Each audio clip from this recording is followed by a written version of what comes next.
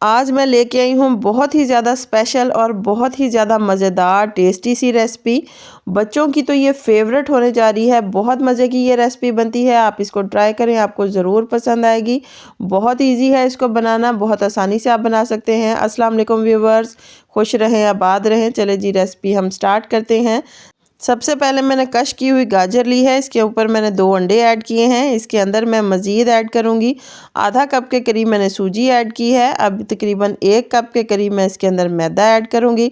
1 cup मैदा add करने के बाद 1 चम्मच इसके अंदर मैं बेकिंग पाउडर ऐड करूँगी। अब इसके अंदर मैं ऐड करूँगी हाफ़ चम्मच के करीब बेकिंग सोडा। अब इसके अंदर 1 कप के करीब मैं इसके अंदर चीनी ऐड करूँगी और 3 से 4 चम्मच के करीब मैं इसके अंदर खुश्क दूध ऐड करूँगी। आप इसको स्किप भी कर सकते हैं। अब मैं इसको अच्छी तरीके से मिक्स करूँगी ताकि जो सूजी और चीनी है वो अच्छी तरीके से मिक्स हो जाए गाजर के साथ और अंडे भी मिक्स हो जाएं। अब इसके अंदर मैं थोड़ा सा पानी ऐड करूँगी। पानी ऐड करने के साथ इसको मैं अच्छी तरीके से मैं मिक्स करती जाऊंगी ताकि इसके अंदर बिल्कुल भी गुठलियाँ ना बने। याद रहे पानी हम थोड़ा थोड़ा ऐड करेंगे। थोड़ा थोड़ा ऐड करने के साथ इसको अच्छी तरीके से मिक्स करेंगे। मैं चम्मच की मदद से मिक्स कर रही हूँ, आप हैंड बीटर के मदद से भी इसको मिक्स कर सकते हैं। बहुत ज़्यादा इसका पतला पेस्ट नहीं तैयार करेंगे, अभी हम इसका नॉर्मल सा पेस्ट बनाएंगे।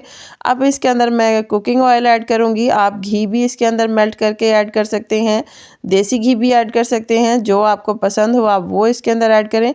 हाफ़ कप के करीब मैंने इसके अंदर कुकिंग ऑयल ऐड किया है। इसको अच्छी तरीके से मिक्स करूँगी। मिक्स करने के साथ ये देखें इस तरीके का मुझे थिक सा पेस्ट तैयार हो चुका है। मेरा बैटर जो है वो तैयार हो गया है। अब हम इसको 5 मिनट के लिए रेस्ट पर रखेंगे।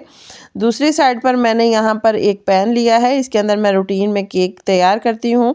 इसको मैंने अच्छी तरीके से ऑयल लगा लिया है। ऑयल लगाने के बाद इसके ऊपर मैं थोड़ा सा आटा जो है वो डस्ट करूँगी। इससे केक बिल्कुल भी नीचे नहीं चिपकता। अब सारा बैटर हम इसके ऊपर ऐड करेंगे। अच्छी तरीके से सारा बैटर जो है वो फैला लेंगे। इसको हल्का सा हम टैप करेंगे ताकि ये सारा बैटर फिक्स हो जाए। यहाँ पर मैंने एक पैन लिया है। पैन के अंदर मैंने ये स्टैंड रखा है।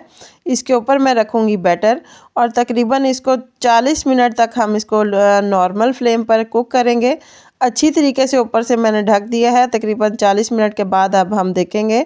टाइम हमारा पूरा हो चुका है। केक मेरा तैयार हो गया है। इसको हम अब करेंगे ठंडा। जब तक ठंडा होता है हम अपने चलते हैं अगले स्टेप पर। यहाँ पर मैंने एक कढ़ाई ली है। इसके अंदर तकरीबन 1.5 किलो के करीब मैंने दूध ऐड किया है। इसके अंदर मैंने सब्ज़ इलायची ऐड की है कूट के, आप इसका पेस्ट भी ऐड कर सकते हैं।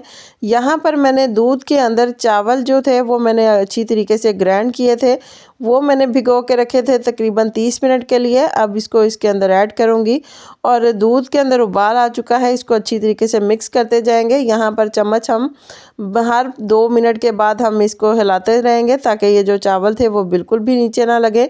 अब इसके अंदर मैं कोकोनट ऐड करूँगी। कोकोनट ऐड करने के साथ तकरीबन 1 कप के करीब मैंने इसके अंदर चीनी ऐड करी है। याद रहे कि चीनी जो थी वो मैंने केक के बैटर के अंदर भी ऐड की थी। अगर आप ज़्यादा ऐड करेंगे तो वो बहुत ज़्यादा चीनी हो जाएगी। अब इसको तकरीबन 15 से 20 मिनट के लिए कुक करेंगे। जो चावल हैं वो अच्छी तरीके से फूल जाएंगे, फिरनी तैयार हो जाएगी। दूसरी तरफ हमारा जो केक था वो ठंडा हो चुका है। अब इसके अंदर मैं कट लगाऊंगी। कट लगाकर इसके छोटे छोटे पीसेस तैयार करेंगे। इस तरीके से मैं इसके कट लगा रही हूँ। ये देखें सारे मैं कट लगा चुकी हूँ। बेहतरीन सा केक तैयार हो गया है। ये देखें बहुत ही मज़ेदार और टेस्टी सा केक तैयार हुआ है। कलर भी बहुत खूबसूरत है, पीछे से भी सारा पक चुका है। बहुत इजी है ये इस तरीके से फिरनी केक बनाना। अब हम इसको गार्निश करेंगे। गार्निश करने के लिए यहाँ पर मैंने एक कढ़ाई ली है। इसके अंदर मैं केक ऐड करूँगी। 2 पीसीस कम से कम मैं इसके अंदर ऐड करूँगी और इसके ऊपर मैं ऐड करूँगी फिरनी, जो मैंने फिरनी बना के रखी थी। बहुत ही मज़ेदार उसका जायका हो जाता है।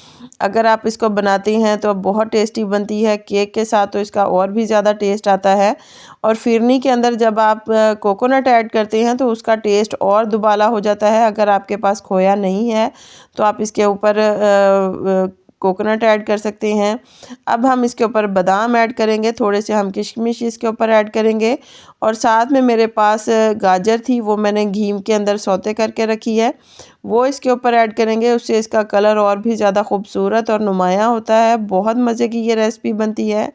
आप इसको ट्राई करें, आपको ज़रूर पसंद आएगी। बच्चों को, बड़ों को, सबको पसंद आने वाली रेसिपी है।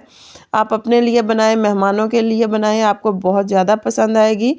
अगर मेरी आपको रेसिपी पसंद आए तो प्लीज़ इसे लाइक करें, शेयर करें, मेरे चैनल को सब्सक्राइब करें। अल्लाह हाफ़िज़।